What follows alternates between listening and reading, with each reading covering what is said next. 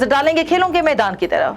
Pakistan cricket board के हुकाम junior league के इनेकाद से कबल ही PSL के फ्रेंचाइज के तहफ़्फ़ुज़ात दूर करने के लिए तैयार हो गए। ज़राए के मुताबिक PCB की जानिब से 5वें और 6ठे सीजन के हिसाबात भी फाइनल नहीं किए जा सके और फ्रेंचाइज इन इवेंट्स से हासिल शुदा शेयर की मुंतज़िर हैं और उनका ख्याल है कि अगर PSL के साथ साथ दीगर इवेंट्स को चलाने की कोशिश की गई तो उससे पाकिस्तान सुपर लीग के मुतासिर होने का अंदेशा है, जिसके बाद PCB ने फ्रेंचाइज को तहफ़्फ़ुज़ात दूर करने का फैसला कर लिया।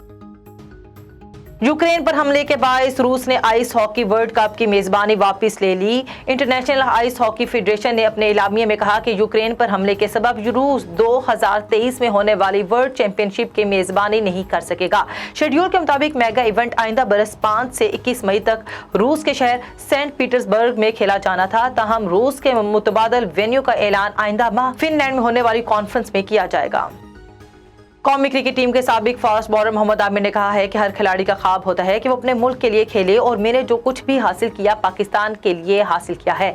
तफसीलात के मुताबिक मोहम्मद आमिर ने 2009 के T20 वर्ल्ड कप में इंग्लैंड के खिलाफ बैनुल अक़वामी क्रिकेट में डेब्यू किया और कुछ ही देर में पाकिस्तान की तेज रफ्तार बॉलिंग की बुनियाद बन गए।